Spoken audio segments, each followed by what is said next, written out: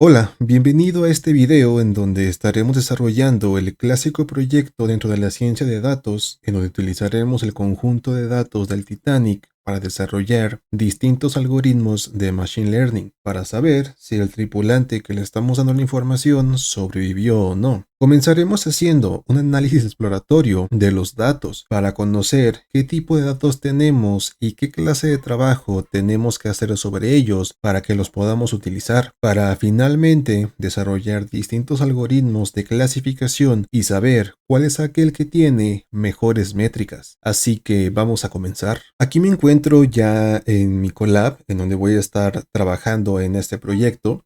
Y como siempre, lo que tenemos que hacer es cargar nuestros datos para poder utilizarlos. Entonces, yo por acá los tengo y lo que voy a hacer es arrastrarlos simplemente aquí a la carpeta de sample data. Y una vez que se carguen, por aquí los vamos a tener. Entonces voy a copiar la ruta y es todo lo que voy a tener que hacer en esta parte. Entonces, lo primero que voy a hacer es importar las librerías que vamos a estar necesitando. En este caso, pues va a ser pandas, después va a ser matplotlib.pyplot.plt y por último importaremos seaborn as SNS. Y listo, estas son primero las librerías que vamos a estar utilizando porque comenzaremos haciendo un análisis de los datos para saber pues qué es lo que tenemos para después ahora sí entrar en el machine learning. Entonces, lo que hay que hacer es cargar los datos. Va a ser un pd.readcsv de esta forma. Y lo que vamos a hacer aquí es copiar la ruta de nuestro archivo. Y lo que vamos a hacer es un data.get para poder ver que todo se haya cargado correctamente. Y aquí los tenemos. Por acá tengo yo la descripción de las variables. Entonces déjenme las copio y las pego por acá para saber pues qué es lo que estamos teniendo nosotros. Tenemos todas estas de aquí. Tenemos P-Class, que básicamente es la clase del pasajero, si es de primera, de segunda, de tercera. Obviamente el de primera, pues se entienda que es una persona que tiene más dinero, que compró el boleto más caro y tiene un servicio tiene un servicio premium. Después el de segunda y por último el de tercera.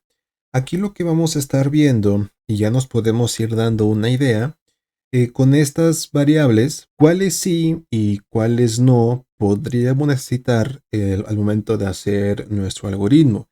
Por ejemplo, aquí vemos que tenemos la columna, la variable de name. Esta, pues obviamente es muy autoexplicativa, ¿no? Nos está diciendo que aquí se está guardando el nombre del pasajero y esto en realidad pues no es importante en el momento de desarrollar nuestro algoritmo, por lo cual ya podríamos decir que la columna name no la vamos a necesitar. Después tendríamos, por ejemplo, la de ticket, que es el identificador del ticket de cada uno de los pasajeros. Es otra información, otra columna que también podríamos eliminar porque no nos da información importante. La de cabina, que es en donde se estaba durmiendo este pasajero, pues también no es relevante. Y por último tenemos también, por ejemplo, la del boat, que es el bote en el cual fue rescatado este pasajero. Y por último tenemos body y home.des, que era el destino. Entonces ya nos podemos comenzar a dar una idea de cuáles son las columnas que no podríamos necesitar y también aquellas columnas que sí podríamos necesitar. Por ejemplo, la de P-Class es una columna en donde tenemos la clase del pasajero, por lo cual esto nos puede dar información importante porque puede ser que los de primera clase pues fueran aquellos que tuvieran preferencia para ser rescatados.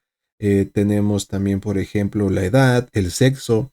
Esta también ya la sabemos porque es conocido que cuando se hundió el Titanic, para el rescate se les daba prioridad a las mujeres, a los niños y a los ancianos. Entonces, aquí la columna de sex puede ser una columna muy importante porque sabemos esta información de antemano.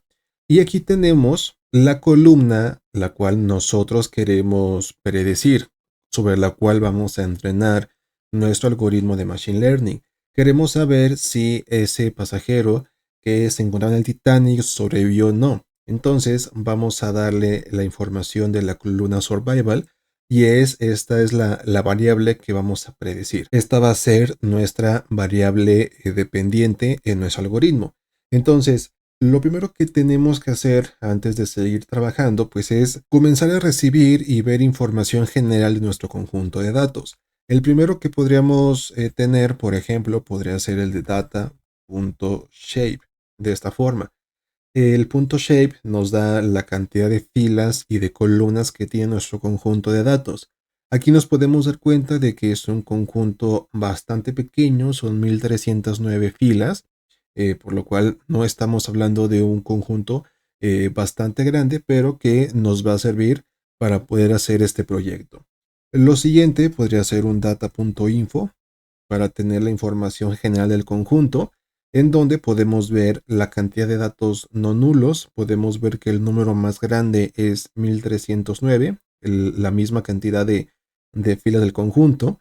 Y podemos ver que hay columnas que les hace falta datos. Por ejemplo, a la de edad le hace falta datos, a la de fair también le hace falta un dato. Entonces, esto también después lo vamos a tener que manejar porque esto puede afectar a nuestro algoritmo y principalmente, por ejemplo, la de edad va a ser una columna que vamos a utilizar y como le hacen falta valores, pues tenemos que ver ahí cómo podemos manejar esos datos faltantes. Entonces, ya sabemos en general nuestro conjunto, el tipo de datos que tiene, los datos no nulos y demás. Entonces vamos ahora a comenzar a hacer y a recibir información más específica. Por ejemplo, si sabemos que queremos conocer cuáles o cuántas personas sobrevivieron al Titanic, pues lo primero que podríamos hacer es, en base a este conjunto de datos, pues ver la cantidad de sobrevivientes y de no sobrevivientes. Entonces, para hacer eso, podemos hacerlo de la siguiente forma. En la columna Survived va a ser punto value y un bajo counts. De esta forma. Y aquí los tenemos. Vemos que no sobrevivieron 809 personas y sí sobrevivieron solamente 500. Aquí tenemos survival, el 0 es no y el 1 es sí. Entonces aquí los tenemos. 809 personas murieron y 500 lograron sobrevivir. Entonces vamos a hacer otro conteo. Data de la columna sex. Vamos a hacer un value-counts. Y aquí los tenemos. Vemos que hay casi el doble de hombres que de mujeres en el Titanic, al menos con este conjunto de datos. Y vamos a ver que este valor no va a ser igual cuando veamos la cantidad de personas que sobrevivieron dependiendo del sexo. Vamos a ver cómo esto va a ser muy, muy distinto. ¿Cómo lo podemos hacer? ¿Cómo podemos saber el porcentaje de mujeres y el porcentaje de hombres que sobrevivieron al Titanic? Muy simple, podemos hacer lo siguiente. Data, dentro haremos una lista en sex y después survived. De esta forma, haremos un group by en donde agruparemos los valores por el sexo y obtendremos el promedio. Y vamos a darnos cuenta aquí de lo que yo les mencionaba en un inicio.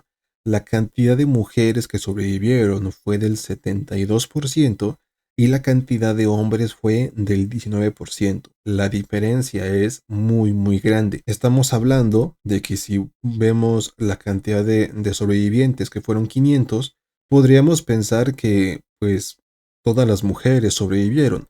Vamos a ver después que no fue así. Hubo algunas mujeres que lamentablemente perdieron la vida en el Titanic, pero en general vemos que las mujeres tuvieron preferencia al momento de ser rescatadas con el hundimiento del Titanic. Por eso también podemos darnos cuenta aquí pues que la cantidad de personas que murieron fue bastante alta en este accidente.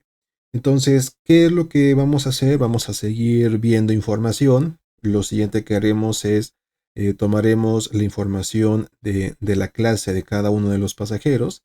Para hacer eso, vamos a hacer aquí un data class y haremos un value-counts. ¿Esto para qué? Para saber la cantidad de pasajeros que había en cada una de las clases que se encontraban disponibles en el Titanic. Vemos que los de tercera clase, digamos que los de más abajo, pues vemos que era la mayor cantidad de gente que se encontraba en el Titanic, después los de primera y por último los de segunda. Entonces, ¿por qué es importante saber esto? Vamos a ir haciendo la relación. Vamos a ver qué tanto porcentaje de cada una de las clases sobrevivieron. Entonces vamos a hacer aquí un data. Vamos a hacer aquí exactamente lo mismo. Va a ser pclass survived y los vamos a agrupar por la clase. Si obtenemos este valor, nos daremos cuenta que la mayoría de los supervivientes, del 61%, fueron de primera clase, después los de segunda y por último los de tercera. Aquí nos encontramos con los clásicos casos en donde el que tiene más dinero sobrevive y el que no, pues bueno, lo dejaron morir ahí. No hubo paridad, al menos en este sentido, para rescatar a las personas. Entonces, nos damos cuenta que, por suerte, para las personas de primera clase, pues más de la mitad sobrevivieron, pero a partir de los de segunda, pues ya fue menos de la mitad y lo de tercera apenas fue un cuarto de los pasajeros de esta clase. Entonces, vamos a ir comenzando a ver cómo la relación de las variables pues comienza a ser bastante grande. Sin meternos ya directamente con Machine Learning, haciendo un análisis nos podemos dar cuenta de esta clase de cosas y comenzar a ver pues cuáles son las columnas que vamos a estar utilizando en nuestro algoritmo. En este caso tenemos el sexo y tenemos la clase. Ahora, podemos seguir siendo más específicos en nuestro análisis. Lo siguiente que podemos hacer es hacer un data.groupby. Groupby va a ser en base a pclass. Vamos a hacer la comparativa con el sexo y vamos a hacer un value-counts de esta forma y vamos a ordenar los valores con sort.values y le diremos que va a ser sending igual a false de esta forma. Y vamos a obtener lo siguiente. Vemos que en la tercera clase había más hombres que mujeres, de primera había más hombres y de segunda había más hombres.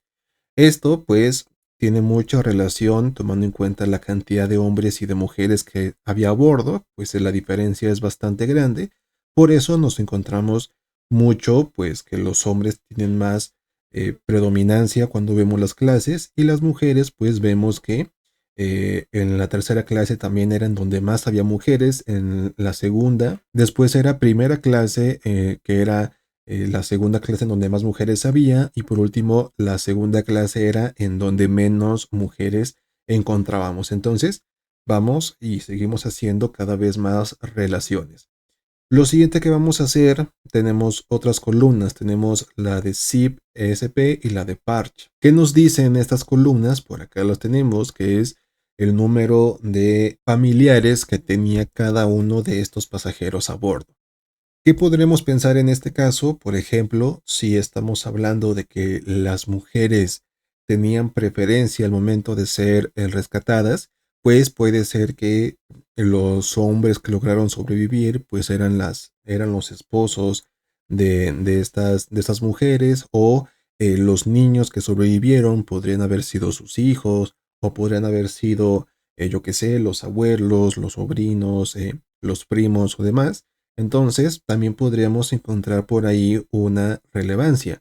Eh, Vemos que nos está diciendo la cantidad de parientes que había a bordo dependiendo de cada una de las columnas. Entonces, nos vamos a dar cuenta de que podemos llegar a tener hasta el valor de 8 en los parientes que se encontraban a bordo dependiendo de cada uno de los pasajeros. Había personas que llevaron a toda su familia y primos y demás. Entonces vamos a ver si también esto puede ser una columna que tiene una relevancia o no, dependiendo de la cantidad de familiares que se encontraban a bordo. Entonces vamos a hacerlo por acá, va a ser data, vamos a hacer aquí un zip SP, va a ser survive, va a ser un group by Y lo que vamos a hacer aquí después del min va a ser un sort values by sort by y lo vamos a dar en ascending igual a false para que los ordene del mayor a menor. Y aquí los tenemos. Vemos que aquellos que solamente tenían uno, se me olvidó que era zip, la cantidad de esposos y hermanos. Entonces aquí los vamos a ver. Si los que tenían uno, un familiar ya fuera esposo, esposa o hermano, pues tenían una probabilidad alta de sobrevivir. Los que tenían dos bajaba, después los que tenían cero, tenían apenas un 34% de sobrevivir. Los de 3 un 30%, 4 un 13% y 5 y 8 un 0. Entonces, ahí puede ser una columna que nos pueda dar información y le pueda llegar a servir al algoritmo para predecir si ese pasajero sobrevivió o no. Vamos a hacer lo mismo, pero ahora utilizaremos la de Parch. La de por acá. Y me dice, aquí me faltó Parch. Y de esta forma, ahora sí nos va a dar la información. Parch era la cantidad, el número de parientes, hijos que se encontraban a bordo. Aquí vemos que la diferencia puede ser bastante grande. Aquí sí los que tenían 3 pueden hacer referencia a los hijos, pues era del 62%, 1 un 58, 2 un 50 y ya a partir de 0, 4, 5, 6 y 9 pues ya era abajo del 30% y el salto pues es bastante grande a partir de estos valores, a diferencia de la columna zip. Vemos que pues hay una diferencia en los valores, que también esto nos puede llegar a servir a nosotros al momento de hacer el algoritmo y tener un algoritmo de clasificación que nos dé un mejor rendimiento. Entonces vamos a estar utilizando estas columnas de por acá. Pero claro, en este punto hemos estado obteniendo tablas, números, letras y demás, pero la mejor forma en la cual nosotros podemos darnos cuenta de toda esta información es haciendo gráficos. Entonces, lo mejor que podemos hacer es crear histogramas, diagramas de caja y bigotes y demás para poder ver la información dibujada y que la podamos entender mejor. Entonces, ya sabemos que el sexo era muy importante, pero ¿qué pasa con la edad? Si quisiéramos hacer una tabla en base a todas las edades que se encuentran disponibles, pues la tabla va a ser muy complicada de leer porque tenemos edades de 0 hasta los 80. Entonces, lo mejor va a ser hacer un histograma, el cual nos va a permitir ver un resumen mejor de la información. Para hacerlo, vamos a hacer lo siguiente: ist-age va a ser igual a sns.facetGrid y vamos a decirle data, call va a ser igual a survive de esta forma. Después tendremos un ist-age.map y haremos un plt.ist, un histograma. Le diremos que tomaremos la edad y le diremos la cantidad de barras que queremos que tenga nuestro histograma. En este caso le diremos que 10. Y aquí lo tendremos. Podemos abrir esta imagen en una pestaña nueva por acá para poder verla un poquito mejor. Y aquí la tenemos. Vemos que parece ser que la edad no era algo importante al momento de rescatar a las personas, porque vemos que en general, tanto los que murieron como los que sobrevivieron, pues los dos histogramas tienen una forma parecida. En el caso de los que sobrevivieron, pues los que tuvieron menos años, de 0 a lo mejor a un 10, pues sobrevivieron más que en otras edades. Vemos que ahí es en donde más se nota la diferencia. Pero en general parece ser que pues, la edad no era un factor importante al momento de rescatar a las personas. Vemos que pues muchas personas entre sus 18 a sus 40 murieron, y de la misma forma en los que sobrevivieron, pues las personas entre 18 y 40 fueron los que más sobrevivieron. Entonces, pues parece ser que no estamos hablando a lo mejor de una diferencia bastante considerable en donde la edad fuera un factor importante. Parece ser que lo más importante en este caso fue el sexo de las personas y a lo mejor la edad de un 0 a 10 años, pero en general parece ser que la edad no fue un factor muy importante al momento de rescatar a los pasajeros. Después, ¿qué otro gráfico podemos hacer? Ya sabemos que el sexo fue importante, pero la mejor forma en la cual lo podemos hacer notar es mediante un gráfico. Entonces, vamos a hacerlo por acá. Este gráfico lo vamos a hacer de la siguiente forma. plt.figure va a ser igual a un fig size, va a ser igual al tamaño de 10,5. Esto lo estamos haciendo para que el gráfico se dibuje más grande y lo podamos leer mejor, a diferencia de como hizo el anterior. Después haremos un sns.isplot de esta forma y haremos un data igual a data. Le diremos que va a ser aquellos data survive, va a ser igual a 0, va a ser x, vamos a tener la edad, vamos a tener acá, le vamos a dar un color en base al sexo y vamos a darle la cantidad de barras de este histograma, va a ser 20 y le daremos la etiqueta, el label, que va a ser igual a eh, no, no sobrevivió, de esta forma. Después lo que haremos es hacer un plt.xlabel, ser aquí edad, pues un plt.ylabel, va a ser aquí cantidad, y después tendremos un plt.title.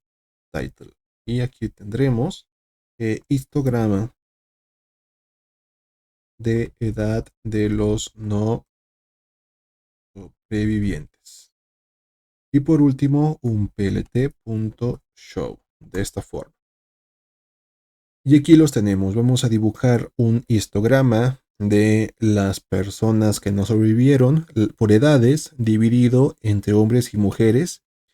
Y aquí la diferencia es bastante notable. Vemos cómo el histograma de los hombres es muchísimo más grande, es más notorio, y el de mujeres pues se mantiene casi a raya, lo que quiere decir que a diferencia de los hombres, muchas mujeres lograron sobrevivir y fueron pocas las que perdieron la vida. Otra cosa importante, hay que repetirlo, la cantidad de hombres y de mujeres que iban a bordo, la diferencia era bastante grande. Entonces eso también juega un papel muy importante en ese sentido, pero por eso también es importante investigar un poco de lo que estamos haciendo, porque es bien conocido de que las mujeres tenían preferencia. Entonces, si nos quedamos solamente con esto, podríamos a lo mejor tener una podríamos sacar una conclusión errónea, decir es que había más hombres, por eso hubo más hombres muertos. Podría ser que sí, eso puede ser una explicación, pero es importante también tener información extra como la que les acabo de mencionar. Y podemos hacer exactamente lo mismo, vamos a copiar todo esto y lo podemos pegar aquí, cambiamos a 1, vamos a poner aquí sobrevivientes,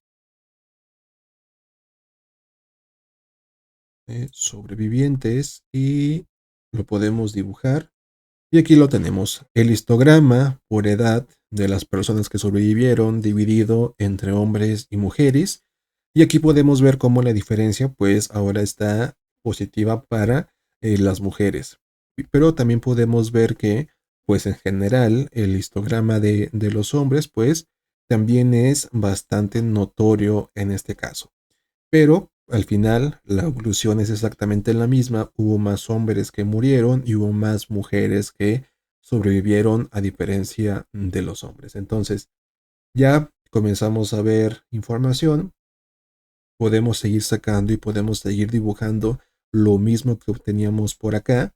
Vamos a hacerlo. Si yo hago lo siguiente, grid va a ser igual grid a sns.facetGrid, hacer data, call, survived, y tendremos aquí row, va a ser igual a pclass. Después tendremos un grid.map, Tenemos un plt.hist. La edad, la cantidad de columnas va a ser igual a 10. Y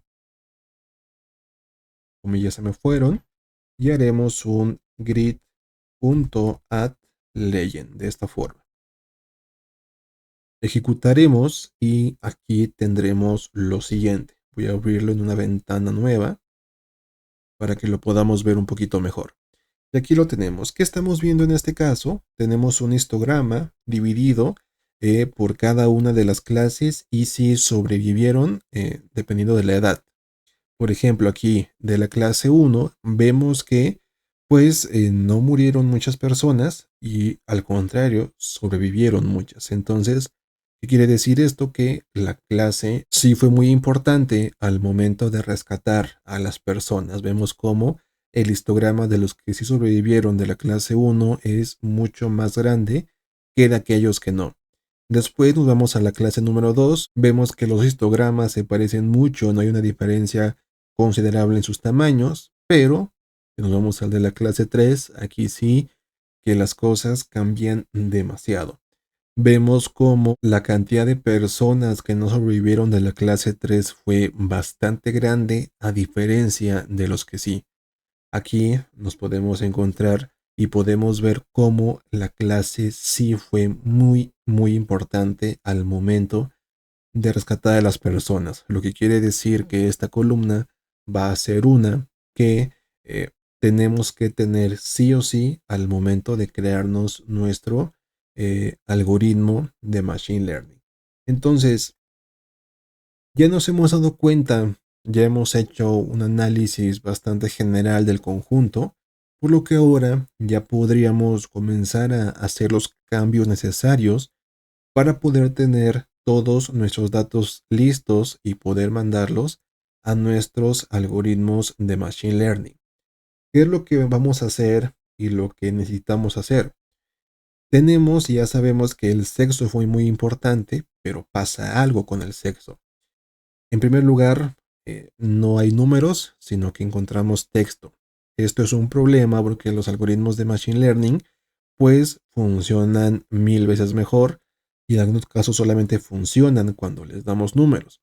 ¿Qué quiere decir esto? Que tenemos que transformar los valores de la columna sex a su contraparte numérica. En este caso podríamos decir que el 0 hace referencia a female y el 1 a male o viceversa, no importa, pero tenemos que hacer la transformación de nuestros datos categóricos de la columna sex a datos numéricos para que los podamos utilizar al momento de crearnos nuestro algoritmo.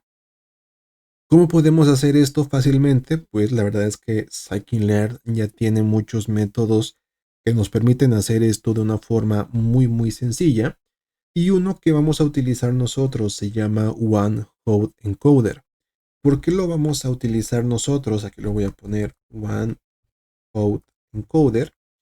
Y es que si bien hay muchas técnicas que podemos utilizar para poder transformar nuestras variables categóricas a numéricas, es muy importante ser conscientes de las variables categóricas o valores categóricos que estamos teniendo aquí. Por ejemplo, sabemos que la columna P-class es una columna categórica, porque el 1 hace referencia a una clase, el 2 también y el 3 también. Entonces, estamos viendo números, pero no podemos sumar 1 más 2, porque aunque sean números, el significado de esos números es otro. Aquí en este caso vamos a hacer exactamente lo mismo. Vamos a darles valores numéricos, pero eso no quiere decir que los podamos utilizar para hacer sumas, restas y demás, porque cada valor representa más bien una categoría. Ahora, nos damos cuenta de una cosa, en P-Class existe el 1, 2 y 3. ¿Qué quiere decir esto? Que estos valores categóricos tienen una razón y tienen un orden. Por ejemplo, el P-Class 1 es mejor que el 2, que el 3. El P-Class 2 es peor que el 1, pero mejor que el 3. Y la clase 3 es peor que la 2 y que la 1. Entonces, aquí nos encontramos también una relación en donde el 1 es mejor que el 2 y que el 3. En este caso, cuando hacemos la transformación con la columna sex, no podemos seguir la misma transformación que se encuentra en P-Class. Tenemos que tener otra. ¿Por qué? Porque si le damos el valor de 1 a female y 2 a male, no podemos decir que 1 es mejor que 2 o que 2 es mejor que el 1. ¿Por qué? Porque en este caso no estamos hablando de categorías, de cuál es mejor o cuál es peor. Estamos hablando del sexo de una persona. Entonces, tenemos que conseguir que el algoritmo de Machine Learning los tome diferentes y que no los tome diciendo que el 0 es mejor que el 1 o que el 1 es mejor que el 2. Entonces, eso lo vamos a conseguir con el one hot. Ahorita lo vamos a ver cuando lo hagamos, cómo nos va a transformar nuestros valores. Entonces, vamos a hacerlo por acá. Vamos a hacer from sklearn.preprocessing. Importaremos one hot encoder. Después tendremos one hot encoder va a ser igual a one hot encoder de esta forma. Después, aquí me equivoqué. Aquí vamos a tener OHE va a ser igual a one hot encoder punto transform y le vamos a dar la columna que queremos transformar. En este caso va a ser la columna sex. Esto lo vamos a eliminar y vamos a hacerlo después. ¿Qué pasa si hacemos un print de OH? No vamos a entender nada. Vemos que nos regresa valores bastante extraños en un orden muy extraño. Lo que tenemos que hacer ahora va a ser transformar todos estos valores a un data frame para que los podamos leer mejor. ¿Cómo podemos hacer eso? De la siguiente forma. Vamos a hacer un one hot encoded y un bajo df va a ser igual a un pd.dataframe de lo siguiente. Vamos a tener aquí oh.toArray de esta forma. Y aquí vemos que nos da un autocompletado. Vamos a imprimir esto en pantalla para que veamos qué es lo que obtenemos. Vemos que lo que estamos viendo en este caso es que nos regresa en cada una de las filas, nos regresa un 1 en la columna sex-female si era mujer y un 0 en sex-male porque no era hombre. Y lo podemos comprobar si nos regresamos al conjunto original. Vemos que el primero era mujer, segundo hombre, tercero mujer, cuarto hombre y quinto mujer. Y aquí podemos ver exactamente eso. Cero mujer, primero mujer, segundo hombre, tercero mujer, cuarto hombre y quinto mujer. Vemos cómo ahora a estas columnas a esta columna la transformamos en dos columnas en donde cada una hace referencia a si es mujer y así es hombre. Y así nosotros nos aseguramos de que pues el algoritmo de Machine Learning que utilizamos entienda justamente esta diferencia entre hombre y mujer, pero no le dé una prioridad o no haya una relación directa entre ellos dos. Queremos que los utilice de formas distintas y así es como lo conseguiremos. Una cosa que voy a hacer aquí es que vemos que nos lo regresa en valores flotantes y lo que voy a hacer aquí es transformarlos mejor a enteros para que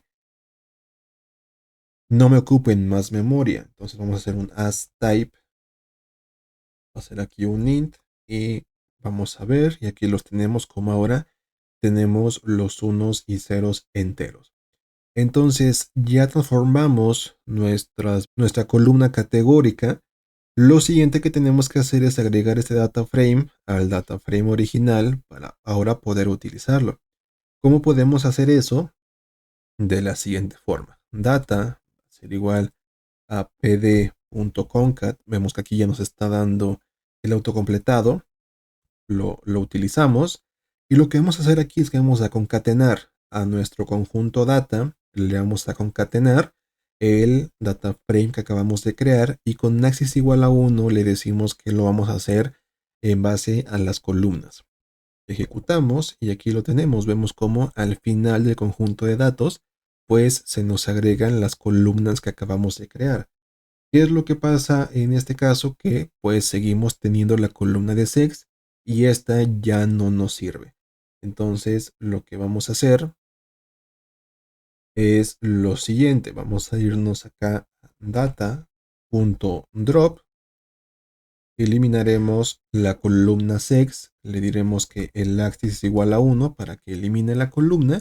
Y le diremos inplace igual a true para que haga el cambio en el conjunto original. Y ahora sí, aquí ya la hemos eliminado y nos quedamos solamente con las columnas que nosotros habíamos creado anteriormente. Y si hacemos un data.info, pues aquí los vamos a ver.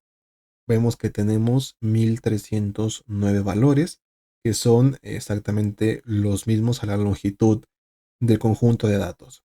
Ahora, esta es una forma en la cual podemos utilizar y podemos transformar los valores categóricos a numéricos para que se puedan utilizar en Machine Learning, pero como se pueden dar cuenta, puede ser bastante complicado si el conjunto de datos es cada vez más grande, porque aquí básicamente lo que estamos haciendo es duplicando la cantidad de valores que tenemos en esta columna. De tener 1309 pasamos a tener 2618 porque la columna la duplicó para darles valores de 0 y 1.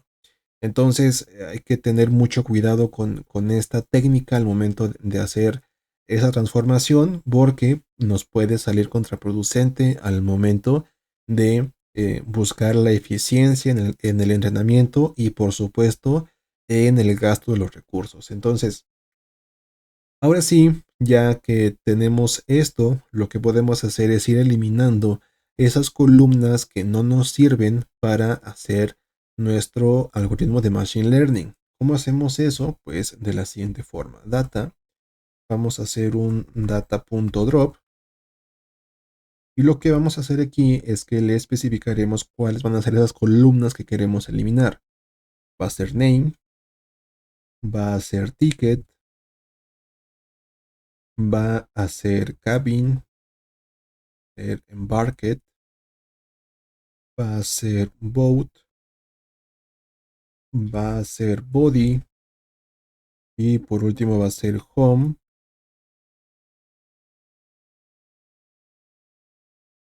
va a ser home.dest.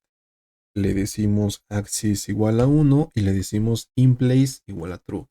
Y aquí haremos un info para ver cómo ahora tenemos muchas menos columnas porque acabamos de eliminar todas estas. Entonces estas son las que vamos a estar utilizando nosotros en este caso. Ahora, ¿qué es lo que vamos a hacer? Nos podemos dar cuenta que en la columna H nos hacen falta bastantes valores y en la columna fair nos hace falta un valor. ¿Cómo podemos manejar estos datos faltantes?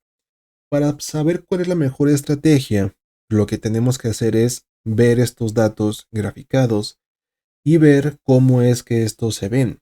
Si están muy dispersos o no, si están muy juntos, para saber cuál es la mejor estrategia para manejar estos datos faltantes.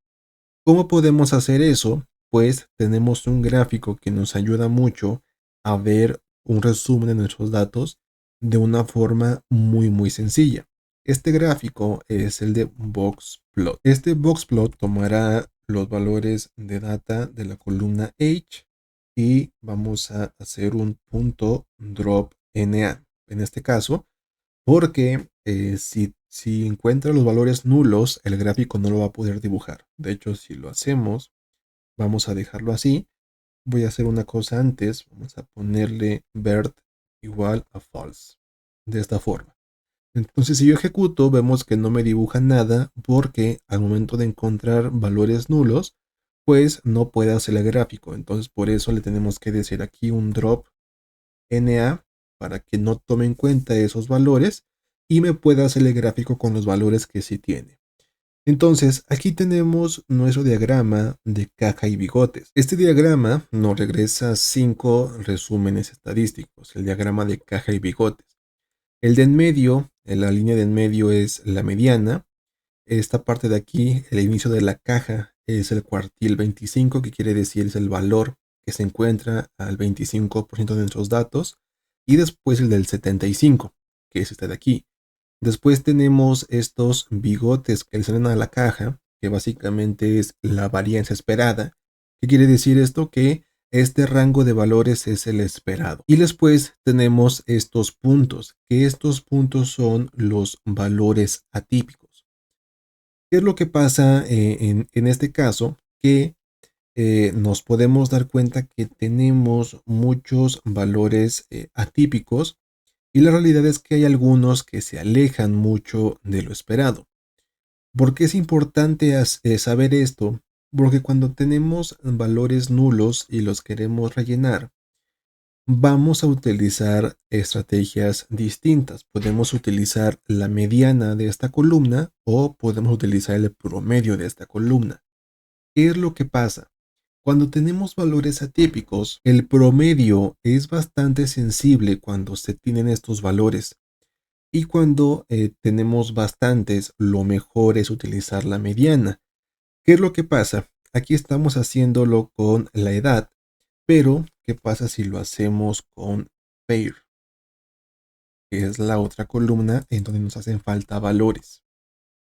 Aquí vemos un escenario totalmente distinto. Vemos que tenemos muchísimos valores atípicos. Se conocen como outliers. Entonces, en este caso es bastante notorio que el promedio no lo podemos utilizar aquí porque hay muchos datos atípicos y sabemos que el promedio es muy sensible a ellos. A diferencia de acá, en donde sí hay datos atípicos, pero no son muchos. Son bastante pocos, por lo que podemos estar seguros. En diferencia, en esta parte de aquí, pues el promedio queda totalmente excluido y lo mejor sería utilizar la mediana en donde puede manejar mejor estos datos. Ahora, ¿son las únicas dos formas? ¿Utilizar la mediana y el promedio? No, hay otras. Podemos utilizar Machine Learning para rellenar estos valores faltantes en las columnas, pero claro, estamos hablando de que utilizaremos un algoritmo de Machine Learning al que entrenaremos para solamente rellenar estos datos faltantes. No es lo mejor cuando estamos hablando de conjuntos de datos enormes en donde queremos principalmente manejar correctamente los recursos de nuestra máquina, nuestra computadora.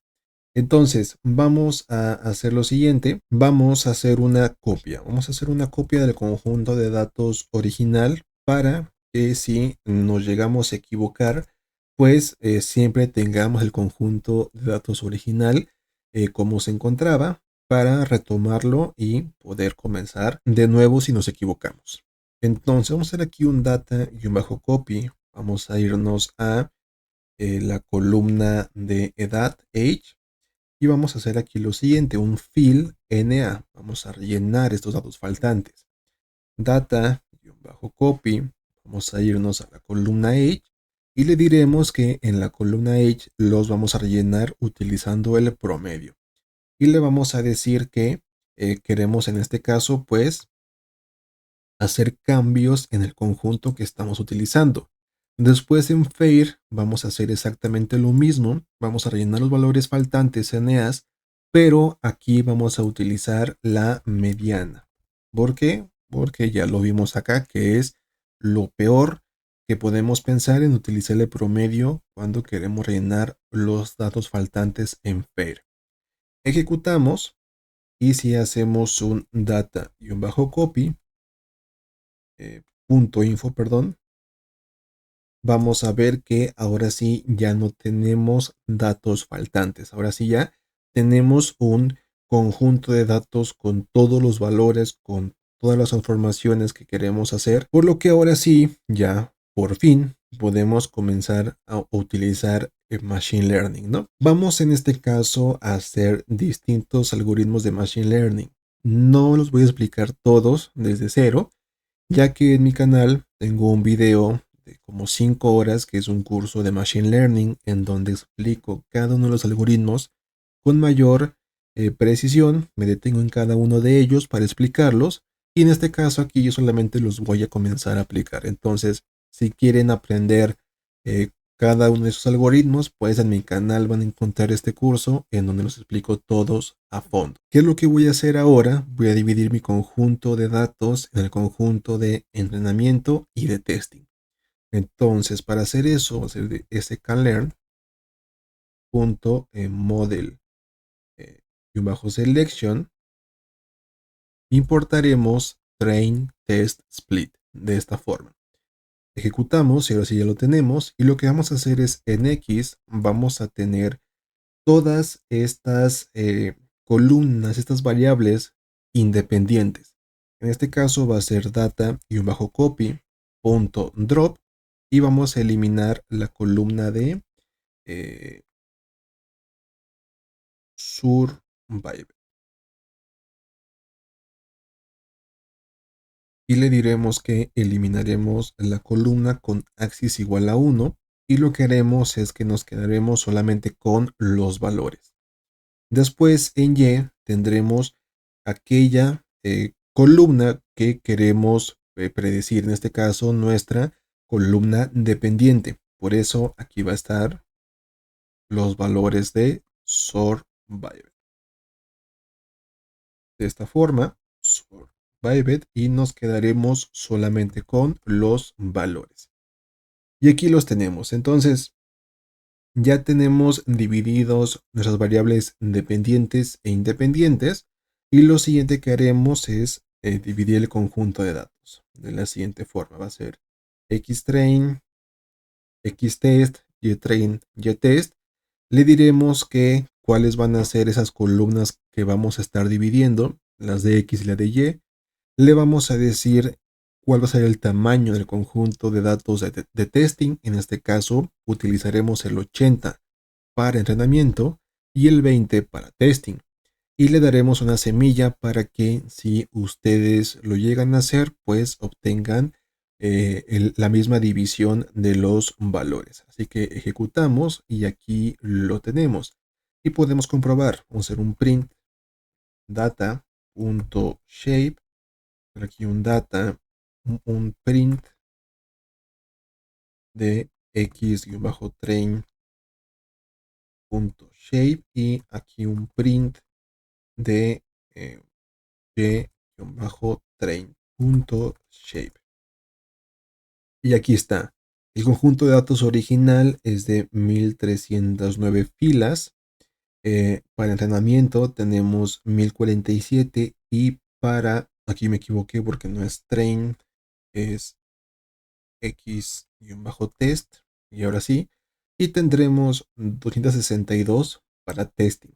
Entonces ya tenemos dividido nuestro conjunto de datos. Lo primero que vamos a hacer es una regresión logística. Ese va a ser el primer algoritmo que vamos a estar nosotros utilizando. Entonces aquí ya nos está dando el código para importar esta regresión.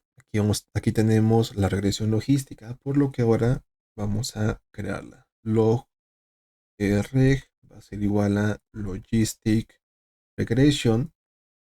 Le vamos a dar un random state igual a 0 y le vamos a dar las máximas iteraciones.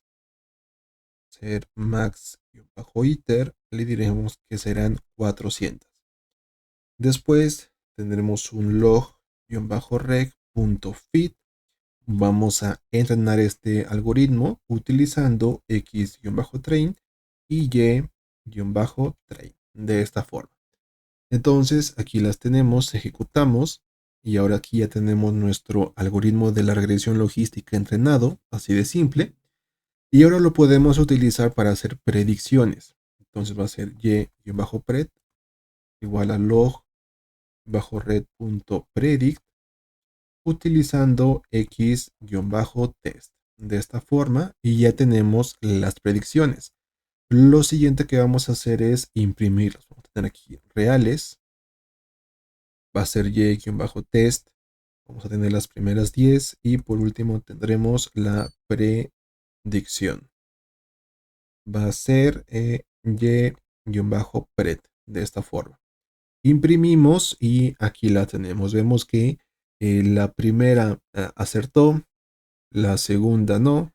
Después sí, sí, sí. Vemos que aquí hay bastantes fallos y por último, solamente parece ser que en la primera y en la última sí lo hizo bien. Pero esta no es la mejor forma en la cual nosotros podemos saber qué tan bueno es este algoritmo, ya que por suerte tenemos distintas métricas para saber qué tan bien nos fue. Entonces, vamos a hacerlas. Vamos a hacer aquí un from sklearn.metrics. Importaremos confusion-matrix. Haremos una matriz de confusión utilizando ytest y ypred.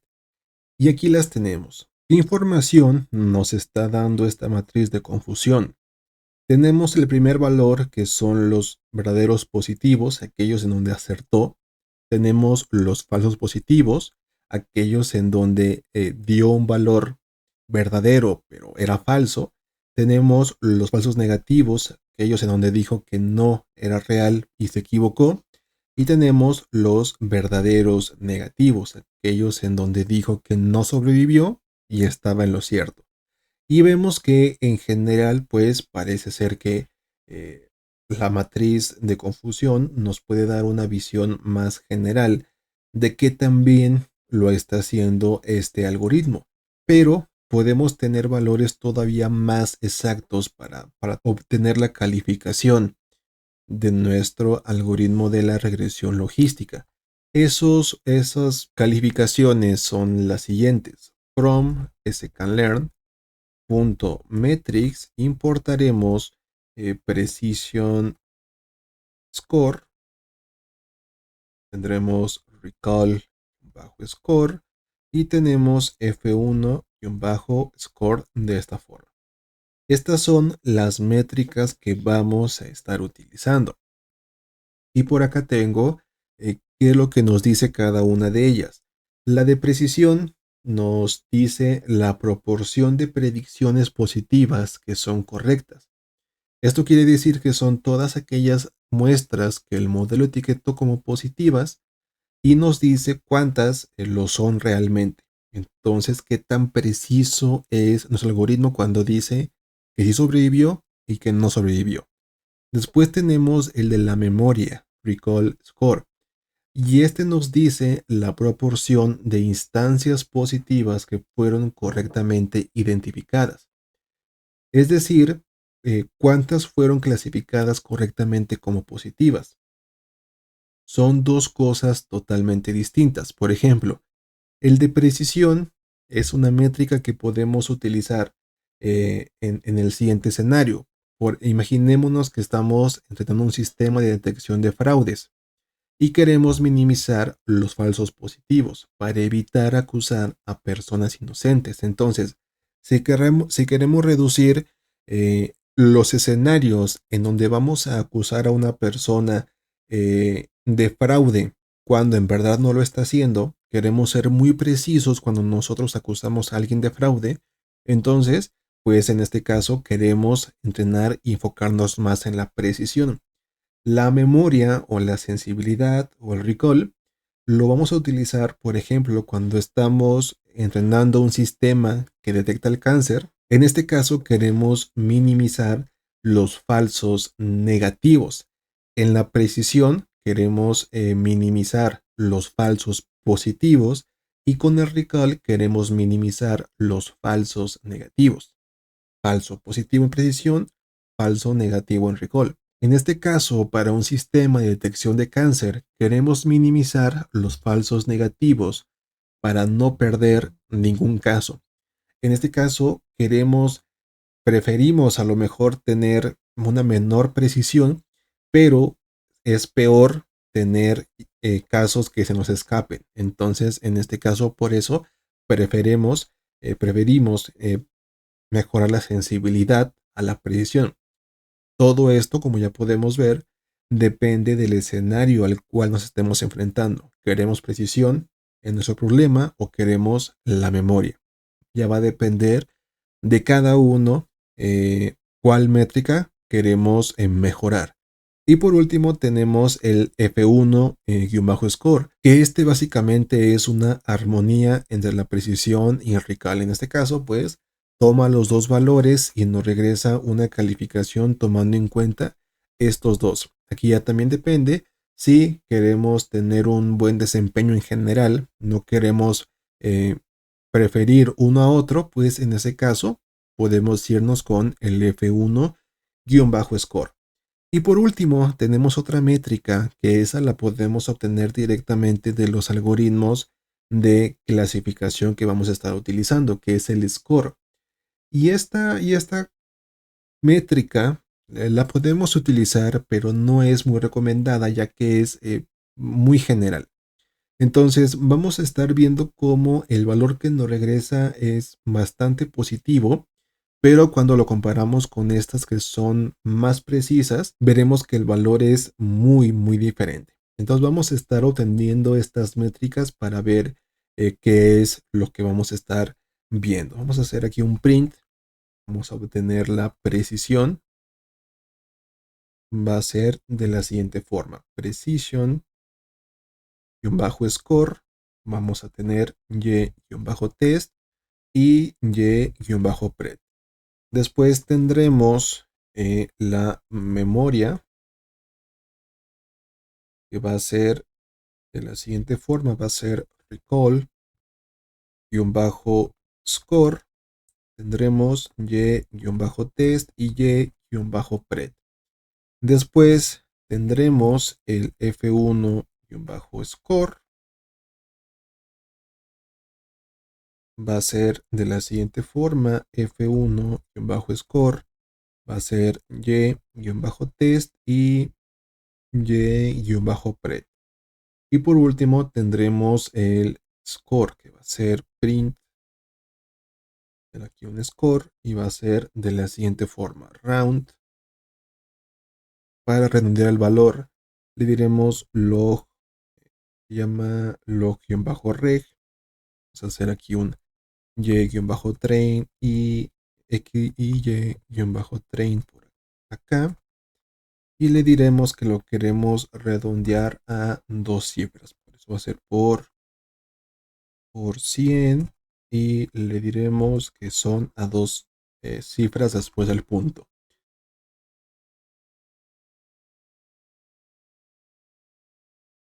Aquí me hizo falta, por supuesto, el punto score de esta forma. Y aquí los tenemos. Vemos el valor de la precisión, de la memoria, el F1 y el score.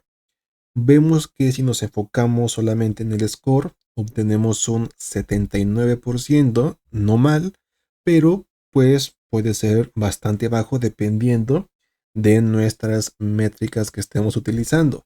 La precisión bastante alta, del punto 81, del 81%, pero la memoria es bastante baja, siendo del 63%, y el F1 es del 71%. Entonces, ¿qué es lo que está pasando? Queremos precisión, en este caso la regresión logística nos da el mejor resultado, pero si queremos la memoria o queremos tener un mejor F1 que tome en cuenta la precisión de la memoria, pues a lo mejor el algoritmo de la regresión logística no sea lo mejor, o tendremos que hacer algunos cambios para modificar y obtener mejores valores en estas métricas. Entonces, aquí ya tenemos nuestra regresión logística. Lo siguiente que vamos a hacer es el siguiente algoritmo, que va a ser el árbol de decisión. Para hacer ese va a ser from sklearn.tree. Importaremos decision tree classifier de esta forma. Haremos un cls igual a decision tree classifier. Le daremos, le podemos dar un random si lo queremos, pero lo podemos dejar así. Y por último haremos un cls.fit en donde le daremos el conjunto de entrenamiento de X y de Y. Ejecutamos y aquí lo tenemos. Ya tenemos nuestro árbol de decisión entrenado. Lo siguiente que va a ser exactamente lo mismo. Haremos la predicción. Aquí la tenemos. Y lo que haremos es imprimir los valores que nos regrese. Acá los tenemos. Entonces, ejecutamos. Aquí me hace falta obviamente cambiar esto por CLS. Ejecuto. Y ahora sí vemos los valores. Vemos que en general parece ser que se parece mucho a los que teníamos anteriormente. Vamos a volver a ejecutar para comprobar que todo esté correctamente. Vemos que en general parece ser que la predicción se sigue comportando exactamente igual, pero como siempre lo que tenemos que hacer es obtener los valores de las métricas para saber qué tan bueno es este algoritmo con los datos que le estamos dando. Entonces voy a hacer aquí la matriz de confusión y vemos aquí cómo es distinta a la de la regresión logística. Vemos cómo los valores son distintos, verdaderos positivos, falsos negativos y verdaderos negativos. Vemos cómo ahora sí los valores son distintos, lo que quiere decir que este algoritmo va a tener otras métricas. ¿Qué es lo que tenemos que hacer ahora? Pues obtener la precisión, la memoria, el F1 para ver qué tan bueno es este algoritmo. Aquí va a ser SLS.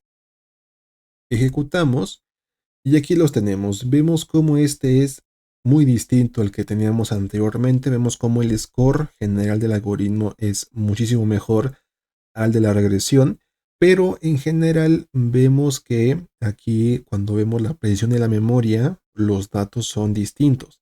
Vemos que en este caso la precisión baja al 76%, a diferencia de acá, pero vemos que la memoria mejora a un 66, del 63 al 66, y vemos que en general el F1 se mantiene casi igual. Entonces, ¿qué conclusión podemos sacar en este caso? Pues que si queremos memoria, en este caso nuestro árbol de decisión nos da una mejor calificación. Pero si queremos precisión, pues el árbol de decisión nos está dando un peor resultado. El siguiente algoritmo que vamos a estar haciendo va a ser el bosque aleatorio.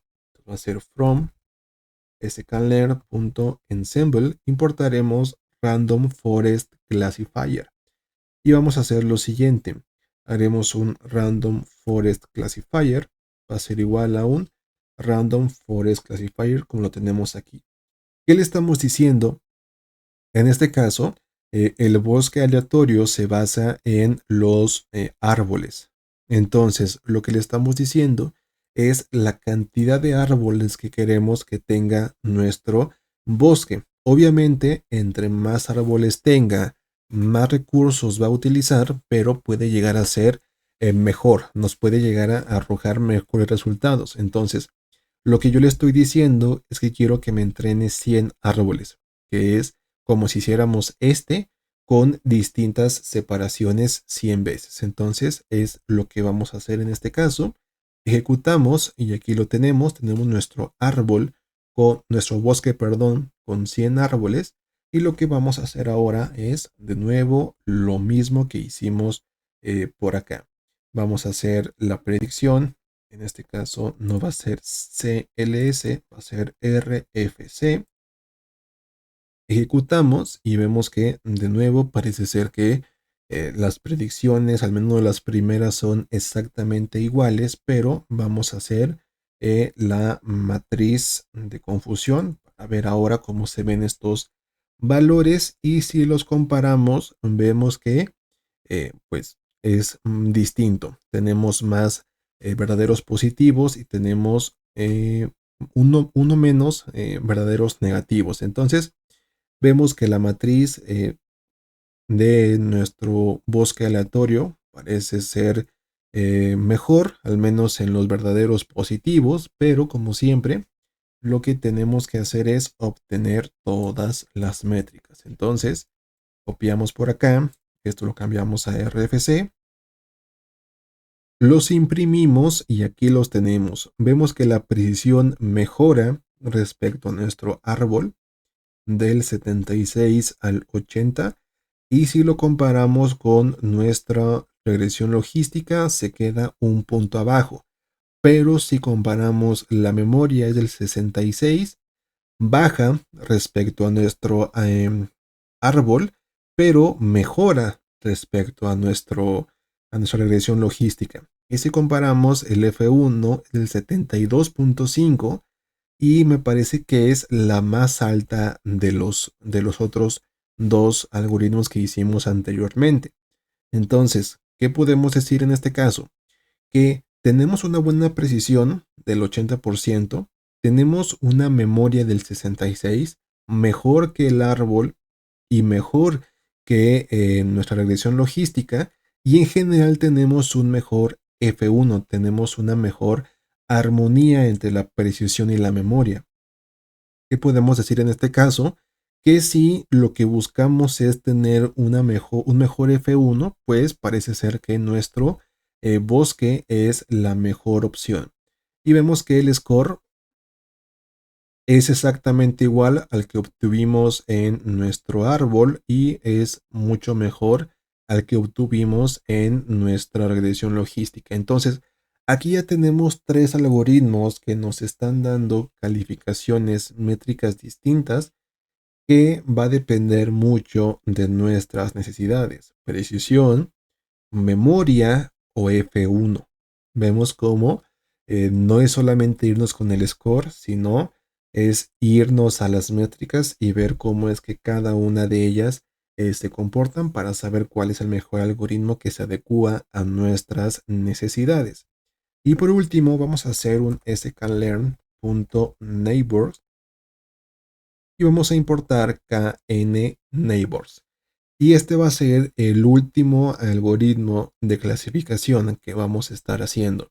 En este caso le diremos que queremos que tenga 5 vecinos cercanos.